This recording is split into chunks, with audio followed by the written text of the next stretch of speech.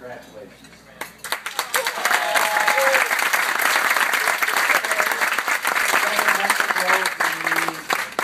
Got the announcement that this event was going to happen, I was told I had 3 responsibilities. The first and most important was to brew 2 batches of beer, which I've done, and I hope Great you job! The second thing was to show up. I'm here. The third thing was to be at least halfway charming. Halfway charming. Before I say a few things about Carrie and Matt, there are a few formal things that I want to say. First of all, Karen, or Baba Kay, as we all refer to her, want to welcome all the Flick family and friends, and all the Diana family and friends. I looked at the where everybody was from this evening, and I don't think anybody was from Newport. So you all came some distance to get here, and I understand the drive and the weather didn't necessarily make it that pleasant. Over at this table to the right is my German sister of 50 years, Ingeborg. Ingeborg was an American Field Service exchange student with our family 1962, 50 years ago. And we've all been part of each other's extended family ever since. And she's made it to all of our children's wedding, and it wouldn't be the same. So they came all the way from Berlin and Munich. They do speak German. And we learned last night that Christoph has only had to look up to one person in his life, not Ingeborg, but at a public event within the last year, after last year's NBA championship, a fellow named Dirk Nowitzki. So Christoph, a couple people are missing here tonight. My younger brother Don, his son was graduating from high school. We thought that was a legitimate excuse to move out of California. My younger sister is dealing with some fairly serious family events out in Denver, Colorado, so I wish that you would keep them in your prayers tonight. I would like to thank the Presslers in front of me. We've known them for quite a while, going back to the Kent years. I must say that it was Karen's idea to have them here. And other than the fact, I mean, they've taken this sharing thing to the ultimate. They share their glasses. You know, they're passing them back and forth. So we hope Santa Claus maybe brings them a little bit. The Dianas, down at this end of the table, we thank you for the wonderful rehearsal dinner last night. And the party afterwards.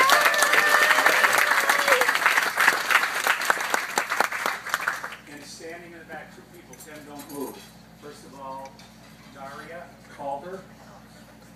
She's our own flunk. If you remember the movie with Steve Martin, she's been wedding planner. Very pleasant. And she has reasonable assistance from her husband, Craig. I would also like to specifically thank Tim Byrne and his wife, Elle, who's sitting beside Karen. Tim and I also go back 50 years to Deerfield Academy. He used to take all the photos for the school paper and the yearbook. And I thought if we had 50 years of practice, we could probably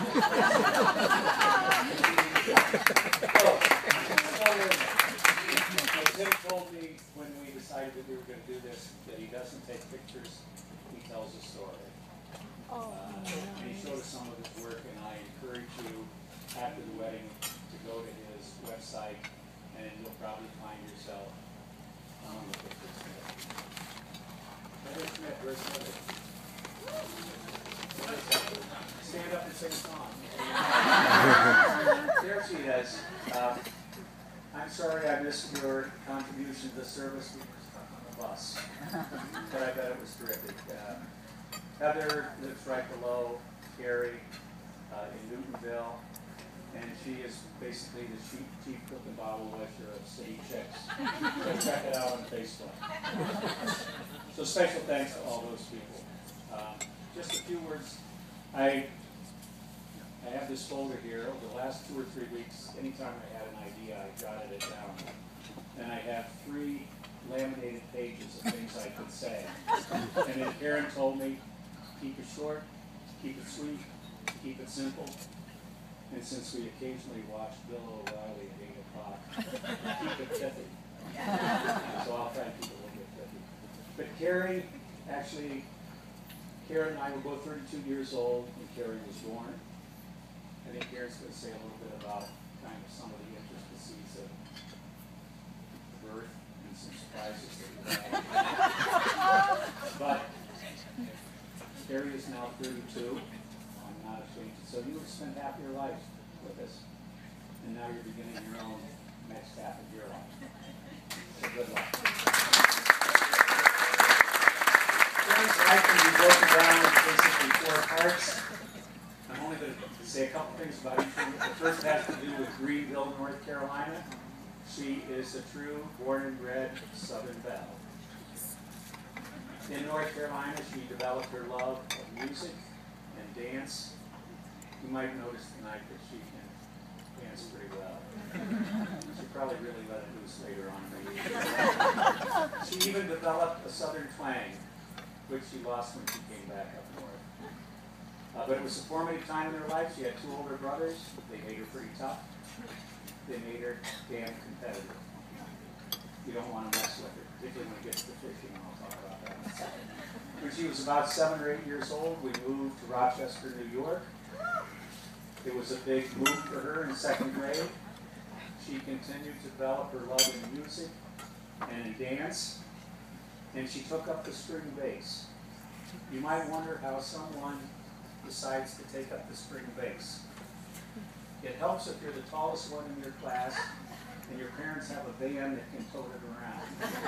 So she was basically assigned to string bass and became a very important part of her life in the next phase. She also developed many friends while she was there in Rochester. And Kendra Green is somewhere tonight in the crowd, and we appreciate you being here. Then she followed her brothers to the Kent School in Kent, Connecticut. It's something they all share. And she was very active at the school. I think she studied harder than her brothers. In sports, we loved when she played in the school orchestra, and particularly the jazz band. She can really handle that string bass, I'll tell you. We didn't bring it with this time. She was also very athletic. She followed her brothers into rowing. And I don't want to disappoint some of the other 10 students here, but she was the only student in her class who was a New England champion.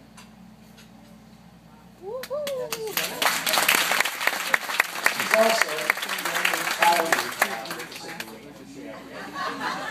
Gar Gavin never made it. I'm going to refer to my notes a little bit because the main part of her experience can have to do with the friends that she made, and I don't want to leave anyone out. A number of them showed up yesterday and today. And the names that I want to mention, if I can find them here, there's kind of the usual suspects. I still can't get used to calling Catherine. So Katie, Marge, and Lucy. And then Laura is here, and then Lily I saw come in. And not to discount or discredit the boys, but I remember when they were all lunkheads. But there is, here we go, we've got Pat and Amos, whose parents officiated the service. We've got also Henry, Ryan, and Tom. And if I missed anyone, Liz, okay. After Deerfield, or after Kent, excuse me, Deerfield, I almost slipped out. After Kent, she came to Boston and really has never left. She's a big town girl. She went to BU, she went to the School of Hospitality, and it must have worked because she's pretty garden hospital. She worked for a year or two at Henrietta's Kitchen in the Charles Hotel, and then the Cambridge Hyatt. And Karen and I benefited from visiting her there and getting put up in pretty nice rooms and getting some good free meals.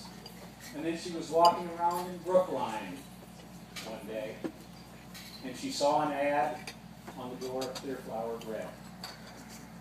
And they were looking for an assistant manager, and she was ready for a change. And Christy Timmon and Nate Fager took a chance on her. And where are Christy and Nate? They become a little bit more important as I proceed, because it has to do with why we're all here tonight. Terry began working for them. She loves the bakery, but there was someone who was living cat-corner to the bakery, one Matt Diana. And Matt started coming in every day for a baguette. Even though to this day we don't think he likes baguettes. That stuff wound up in the garbage can after he was. But at any rate, we began to know Matt, educated as an engineer. Worked for a while at Superior Nuts, and some of you got us into Superior Nuts. But it was clear this was not his life's dream.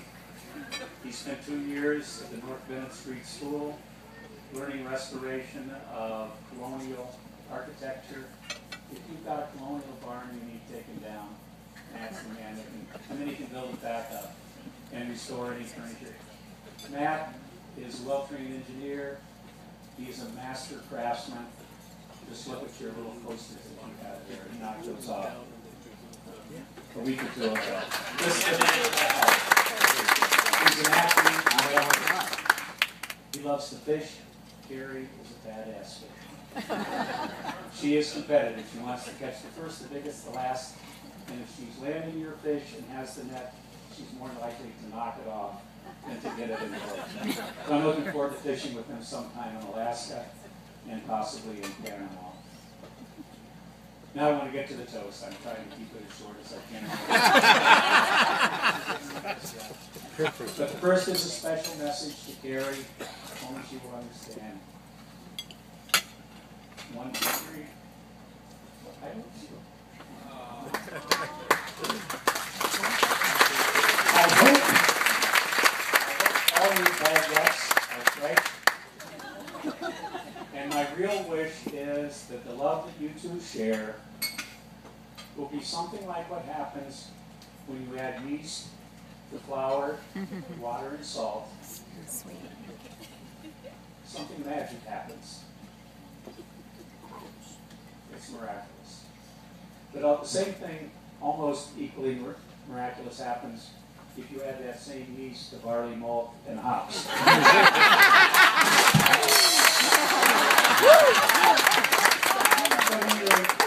know you didn't want to hear any of this, and really wanted to get to the wine and the beer, so to Matt and Carrie, Diana, I'm so proud of both of you.